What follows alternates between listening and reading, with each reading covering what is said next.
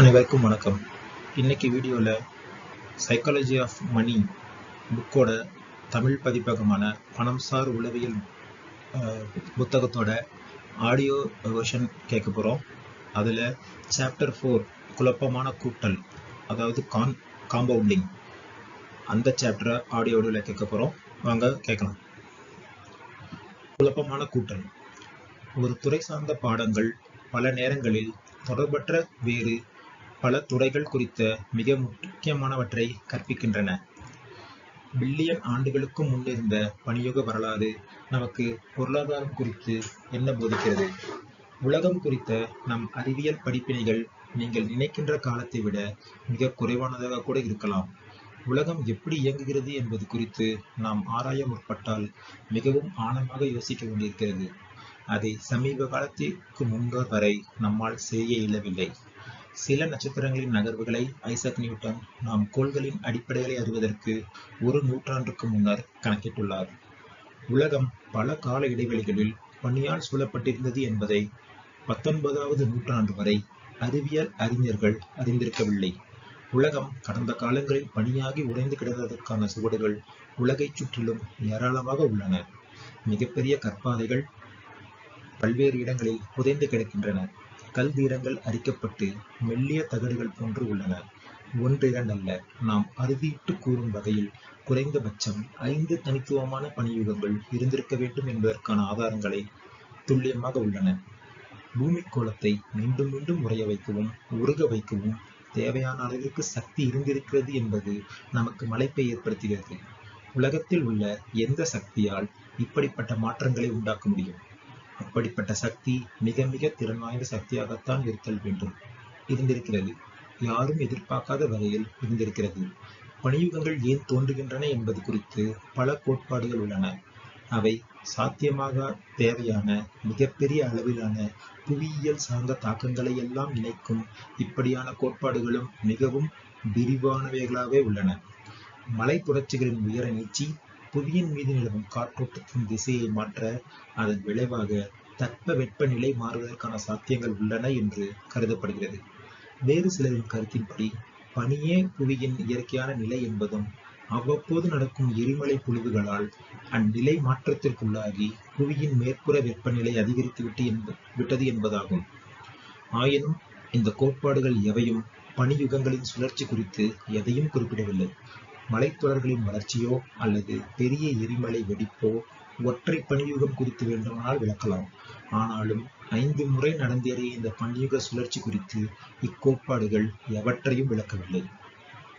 1900 ஆண்டு வாக்கில் செர்பியா நாட்டைச் சேர்ந்த விஞ்ஞானி மிலுட்டின் மிலான்கோவிச் மற்ற கோள்களை பொறுத்து பூமியின் நிலை குறித்து ஆய்ந்து நாம் இதுவரை அறிந்த பனியுகங்கள் குறித்த தகவல்கள் யாவும் மிகச் சரியானவை என்பதை மெய்ப்பிக்கிறார்.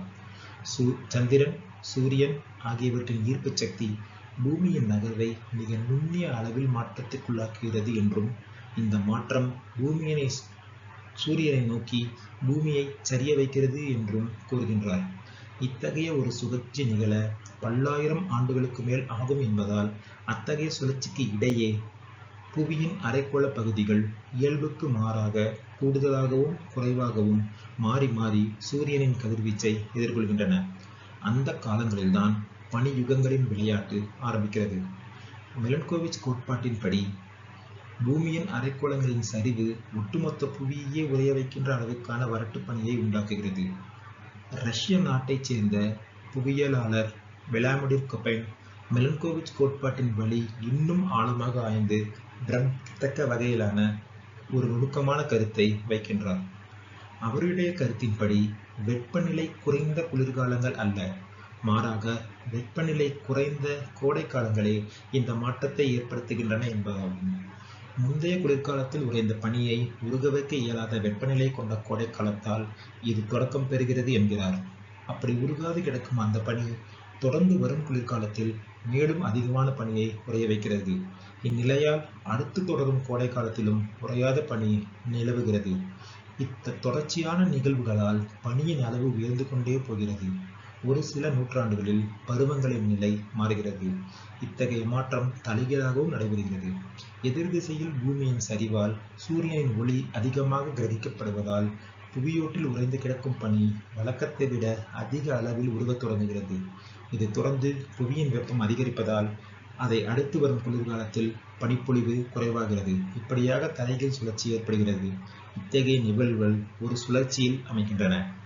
இந்த கோட்பாட்டில் நம்மை பிரமிக்க வைக்கும் கருத்து என்னவென்றால், மிகச் சிறிய அளவிலான ஒரு நிலை எப்படி சுழற்சியின் காரணமாக பூதாகரமாகிறது என்பதுதான். ஒரு குளிர்காலத்திற்கு பிறகு மிக மெல்லிய தகடு போன்று பார்க்கும் எவருக்கும் சந்தேகமே இல்லாத வகையில் சேரும் பனி சில நூற்றாண்டுகளில் ஒட்டுமொத்த உலகத்திலும் 1 மைல் தடிமன் அளவிற்கான அடர்ந்த பனிப்படலமாக மாறுகிறது. பனிப்பாறையியல் விஞ்ஞானி குவென் ஷீல்ஸ் இது குறித்து கூறும்போது, இப்படியான பனிப்படலங்கள் மிகையான பனிப்பொழிவுகளால் மட்டுமே உருவாகின்றன என்று சொல்லிவிட இயலாது. மாறாக பொழிந்த பனி எவ்வளவுதான் சிறிய அளவில் இருந்தாலும் அது நீண்ட காலம் நிலைப்பதால் தான் என்கிறார். பனியுகங்களிலிருந்து நாம் அறிந்து கொள்ள வேண்டிய மிகப்பெரிய கருத்து, பிரம்மாண்டமான விளைவுகளை உண்டாக்க பிரம்மாண்டமான சக்தி தேவையில்லை என்பதுதான். கூட்டு முயற்சியால் ஒரு சிறிய தொடக்கம் கூட சரியான விளைவுகளுக்கு வழிவகுத்து மிகப்பெரிய விளைவுகளை ஏற்படுத்தும்.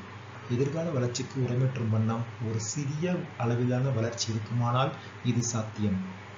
எது சாத்தியம், எங்கிருந்து வளர்ச்சியின் தொடக்கம் விரிகிறது, அது எதை நோக்கி எடுத்துச் செல்லும் என்றெல்லாம் நாம் எதை குறைத்து மதிப்பிட்டோமோ அது வாதங்களை எல்லாம் உடைக்கும் அளவிற்கு வளர்ந்து பெருகும்.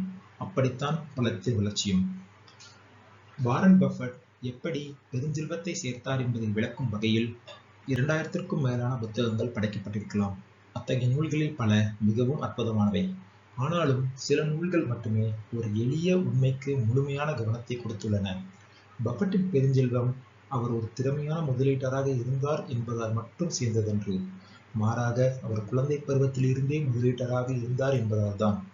நான் இதை எழுதும் பொழுது வாரன் பஃபட் கையிருப்பில் இருந்த பெருஞ்செல்வத்தின் மதிப்பு $84.5 பில்லியன். அந்த தொகையில் $84.2 பில்லியன் அவருடைய 50வது வயதிற்கு மேல் சேர்க்கப்பட்டது.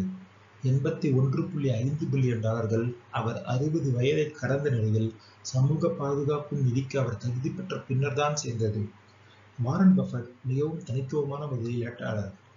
ஆனால் அவருடைய இந்த வெற்றிக்கு காரணியாக அவருடைய வணிக விற்பனத்தை மட்டும் பொருத்தி பார்த்தால் நீங்கள் முக்கியமான ஒன்றை பார்க்க தவறிவிடுவீர்கள். அவருடைய வெற்றிக்கு முக்கிய காரணியாக இருப்பது அவர் ஏறக்குறைய 3/4 நூற்றாண்டு காலத்திற்கு தனித்துவமான முதலீட்டாளராக இருந்து வருகிறார் என்பதுதான். அவர் தன்னுடைய 30களில் ஆரம்பித்து தன்னுடைய 60களில் ஓய்வு பெற்றிருந்தால் அவரை பற்றி மிகச் சிலரே அறிந்திருப்பர். ஒரு சிறிய மனக்கணக்கு செய்து பார்ப்போம். பஃபட் தன்னுடைய 10வது வயதில் முதலீடு செய்யும் ஆர்வம் உடையவராக தொடங்கினார். அவருக்கு 30 வயது ஆகும்போது அவரிடம் $1 மில்லியன் மதிப்புமிக்க செல்வம் இருந்தது. இந்த தொகையை பணவீக்கத்தோடு பொருத்தி பார்த்தால் $9.3 மில்லியன் ஆகும். அவர் மற்றவர்கள் போன்று சாதாரண இயல்புடையவராக அவருடைய 15 வயதுகளிலும் அவருடைய 20 வயதுகளிலும் உலக வாழ்வியல் லயித்தபடியோ அல்லது அவருக்கென்று ஒரு பொழுதுபோக்கை தேர்ந்தெடுத்துக் கொண்டோ இருந்திருந்தால் அவரது 30 வயதில் அவரிடம் இருப்பாக வெறும் $25,000 மட்டுமே இருந்திருக்க சாத்தியமில்லையா? அப்படியே அவர் தொடர்ந்து தன்னுடைய முதலீட்டின்படி வருடாவரும் சேரும் வட்டித் தொகையை ஏறக்குறைய 22% வருவாயாக கொண்டு முதலிடுவதை நிறுத்திவிட்டு தன்னுடைய 60வது வயதில் ஓய்வு பெற்று கோல்ஃப் விளையாடியபடியும் தன்னுடைய பேர பிள்ளைகளுடன் நேரத்தை செலவிட்டபடியும் இருந்தார் என்று கொள்வோம். இன்றைய மதிப்பில் அவரிடம் இருந்த செல்வத்தின் மதிப்பு என்னவாக இருந்திருக்கும்? $84.5 பில்லியன் இல்லை, $11.9 மில்லியன். இப்போது இருப்பதை விட 99.99% குறைவாக இருந்திருக்கும். வாரன் பஃபட்டின் அத்தனை வெற்றியும் அவருடைய இளம் பருவத்தில் அவர் ஏற்படுத்திக் கொண்ட பொருளாதார அடிப்படை தளத்தாலும் அவருடைய வயோதிகம் வரையிலான நீண்ட வாழ்நாளிலாலுமே சாத்தியமானது. அவருடைய திறமை முதலீடு செய்வது, ஆனால் அவருடைய ரகசியம் காலம். இப்படித்தான் கூட்டுமுறை விளைவுகளை உண்டாக்கும். இதையே வேறு கோணத்தில் யோசித்து பாருங்கள். பஃபட் எந்த காலத்திற்கும் சிறந்த முதலீட்டாளர் ஆவார். ஆனால் அவரை பெரும் முதலீட்டாளர் என்று கூற இயலாது. சராசரி வருடாந்திர வருமானத்தின் அடிப்படையில் நாம் கணக்கிட்டால் அவர் பெரும் முதலீட்டாளர் என்று கூற இயலாது. ரெசனன்ஸ் டெக்னாலஜிஸ் என்னும் பன்னாட்டு நிதி முதலீட்டு நிறுவனத்தின் தலைவர் ஜிம் சிமன்ஸ் 1988ஆம் ஆண்டிலிருந்து தொடர்ச்சியாக ஆண்டொன்றிற்கு 66% தொகையை சராசரி வருவாயாக சேர்த்து வந்திருக்கிறார். இந்த வெற்றி எல்லையின் அண்மையை கூட யாரும் தொட்டதில்லை. நாம் இப்பொழுதுதான் பார்த்தோம். பஃபெட்டின் சராசரி வருட கூட்டு சதவிகிதம் ஏறக்குறைய 22 ஆகும். இது சிமன்ஸின் சதவிகிதத்தில் 1/3 பங்கே. நான் இதை எழுதும் பொழுது சிமன்ஸின் மொத்த செல்வ மதிப்பு 21 பில்லியன். அது பஃபெட்டின் செல்வ மதிப்பை விட 75% குறைவு. நான் இந்த தொகையை எழுதும் பொழுதே இது எவ்வளவு கேலிக்குரியது என்று உங்களுக்கு புரிகிறது அல்லவா? சிமன்ஸ் அவ்வளவு சிறந்த முதலீட்டாளர் என்றால் இத்தகைய வேறுபாடு ஏன்? ஏனென்றால் சிமன்ஸ் தன்னுடைய 50வது வயது வரை முதலீட்டில் அவ்வளவாக முன்னேற்றம் காணவில்லை. பஃபெட்டை போன்று கூட்டு சதவிகித வழியில் சேர்க்க பஃபெட்டின் வாழ்நாளில் பாதியை விட குறைவான காலமே சிமன்ஸிடம் இருந்தது. ஒருவேளை பஃபெட் போன்று 70 ஆண்டு காலம் சிமன்ஸ் தொடர்ந்து ஒவ்வொரு ஆண்டும் 66% வளர்ச்சியை பெற்றிருந்தால் அவர் எவ்வளவு சேர்த்திருப்பார்? உங்கள் மூச்சை பார்த்துக் கொள்ளுங்கள். அதன் மதிப்பு 63 குவின்டில்லியன், 900 குவாட்ரில்லியன், 781 ட்ரில்லியன், 780 பில்லியன், 748 மில்லியன், 160 ஆயிரம் டாலர்கள். இது முட்டாள்தனமான சாத்தியமற்ற தொகை. ஆனால் நாம் கவனிக்க வேண்டியது, எது வளர்ச்சி குறித்த அனுமானத்தில் மிகவும் குறைவான தொகை என்று தென்படுகிறதோ அது மிகவும் முட்டாள்தனமான சாத்தியமற்ற தொகையை சேர்ப்பதற்கான பாதையை ஏற்படுத்தி தரலாம் என்பதே. எனவே பணியுகம் ஏன் ஏற்பட்டது என்பதைப் போலவும், வாரன் பஃபெட் ஏன் மிக பெரும் செல்வந்தராக உள்ளார் என்பதைப் போலவும், ஒன்று ஏன் அத்தனை சக்தி பெற்று வளர்கிறது என்பதை நாம் புரிந்து கொள்ள விளையும் போது அதன் மிக முக்கிய காரணிகளை நாம் பெரும்பாலும் மறந்துவிடுவோம். கூட்டு சதவிகித அட்டவணையை முதலில் பார்த்த பின்னர்தான் அவர்கள் வாழ்வில் மாற்றம் வந்தது என்று கூறிய பலரை நான் அறிவேன். ஓய்வு காலத்திற்கான சேமிப்பை தங்களுடைய 20களிலிருந்து தொடங்குவதற்கும் 30களிலிருந்து தொடங்குவதற்குமான வித்தியாசத்தை அறிவதும் இத்தகையதே. அத்தகைய அட்டவணைகள் பார்ப்பவர்களை திகைப்படைய செய்கின்றன. ஏனென்றால் அதில் காணும் முடிவுகள் உள்ளுணர்வின் அடிப்படையில் சரியென்று தோன்றுவதே இல்லை என்பதால் தான். கூட்டு சிந்தனையின் போது இருக்கும் போல் அல்லாது நேர்கோட்டு சிந்தனையின் போது உள்ளுணர்வு அதிகரிக்கும். மனக்கணக்கின் மூலம் உங்களை 8 கூட்டல் 8 கூட்டல் 8 கூட்டல் 8 கூட்டல் 8 கூட்டல் 8 கூட்டல் 8 கூட்டல் 8 கூட்டல் 8 என்பதற்கான விடையை கண்டுபிடிக்க சொன்னால் எளிதாக சில வினாடிகளில் சொல்லிவிடுவீர்கள். விடை 72.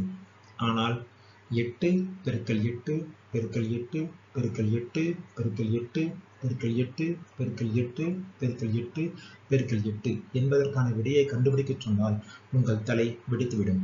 13,42,17,728.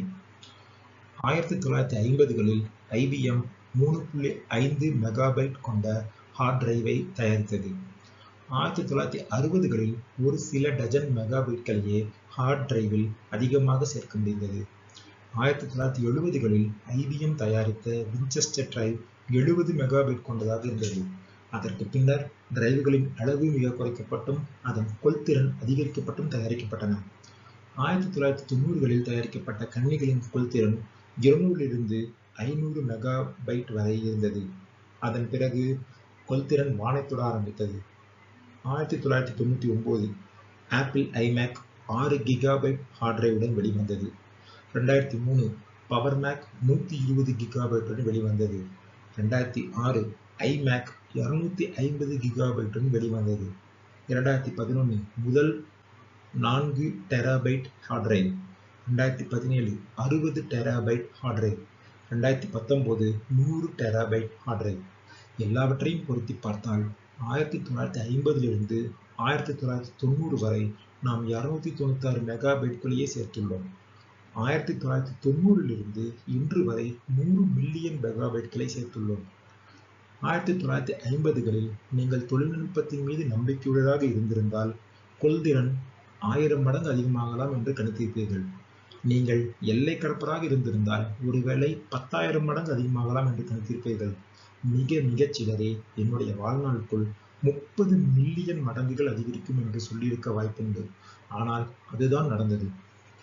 கூட்டு மதிப்பீட்டின் எதிர்மறை உள்ளுணர்வு இயல்பு நம்மில் உள்ள புத்திசாலிகளையும் திசை திருப்பி அதன் வலிமையை கவனிக்காது கடந்து போக செய்கிறது.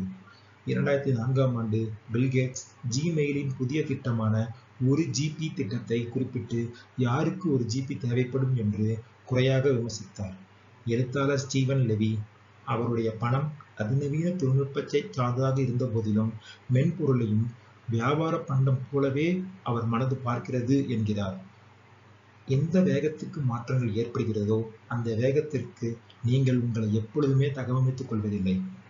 கூட்டு மதிப்பீடு உள்ளுணர்விலிருந்து வரவில்லை என்றால் நாம் பொதுவாக அதன் வலிமையை புறக்கணித்துவிட்டு எதிர்கொள்ளும் பிரச்சனைகளை வேறு வழியில் தீர்த்துக் கொள்கிறோம் என்பது இங்கு நிலவும் அபாயமாகும்.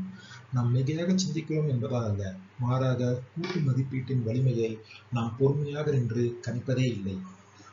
பஃபட் வெற்றியை குறிக்கும் 2000 நூல்களில் ஒன்றின் பெயர் கூட இந்த மனிதர் தொடர்ச்சியாக 3/4 நூற்றாண்டு முதலீட்டை செய்து வருகிறார் என்று அமையவில்லை. ஆனால் நமக்கு தெரியும் அதுவே அவருடைய வெற்றியின் மூல காரணி என்று. கணக்கீடுகளில் தம் மூளையை சிறிது கசக்க வேண்டியதாக உள்ளது. ஏனென்றால் உள்ளுணர்வில் அது தோன்றுவதில்லை. பொருளாதார சுழற்சிகள், வர்த்தக வழிமுறைகள், சந்தை பிரிவுகள் போன்றவற்றை குறித்து பல புத்தகங்கள் உள்ளன. ஆனால் மிகவும் வலிமையானதும் முக்கியமானதுமான புத்தகத்தின் தலைப்பு வாய்ப்பொத்து காத்திரு என்பதாகத்தான் இருத்தல் வேண்டும். அது வெறும் ஒற்றை பக்கத்தை கொண்டதாகவும் அதில் நீண்டகால பொருளாதார முன்னேற்றத்தின் வரைபடம் மட்டும் இருப்பதாகவும் வேண்டும். நடைமுறைக்கென்று நாம் எடுத்துக்கொள்ள வேண்டிய கருத்து என்னவென்றால், பெரும்பாலான ஏமாற்றமளிக்கும் வர்த்தகம், மோசமான வழிமுறைகள், வெற்றிகரமான முதலீடுகளின் முயற்சிகள் ஆகியவற்றின் காரணமாக கூட்டு மதிப்பீட்டின் எதிர்மறை உள்ளுணர்வே உள்ளது என்பதுதான். கற்பதற்கும் செய்வதற்குமாக தங்கள் உழைப்பு அத்தனையும் அர்ப்பணித்து அதிக அளவிலான லாபத்தை பெற முயலும் மக்களையும் நாம் குறை கூற இயலாது. அது உள்ளுணர்வின் வழியாக செல்வந்தர்களாக ஆக மிகச்சிறிய வழியாக தென்படுகிறது. ஆனால் நல்ல முதலீடு என்பது லாபத்தை மட்டுமே பெற்றுத்தரக்கூடியதாக இருத்தல் வேண்டும் என்ற அவசியமில்லை. ஏனென்றால் உச்ச லாபம் என்பது மீண்டும் மீண்டும் நடக்க இயலாத, எப்போதோ ஒரு முறை மட்டுமே நிகழக்கூடிய ஒரு நிகழ்வாகும். நல்ல முதலீடு என்பது நம்மிடம் தங்கக்கூடிய, நல்ல லாபத்தை ஈட்டுத் தருவதாகவும் நீண்ட நாட்களுக்கு திரும்ப திரும்ப நடக்கும் நிகழ்வாகவும் இருத்தல் அவசியம். அது கூட்டு சதவீத முறையில் சாத்தியப்படும். இதற்கு எதிர்மறையாக நம்மிடம் தங்காத மிகப்பெரிய லாபங்களை ஈட்டும் முறை சோகமான முடிவுகளையே கொண்டு சேர்க்கும். நம்முடைய அடுத்த அத்தியாயம் அவை குறித்து பேசப்போகிறது. நன்றி.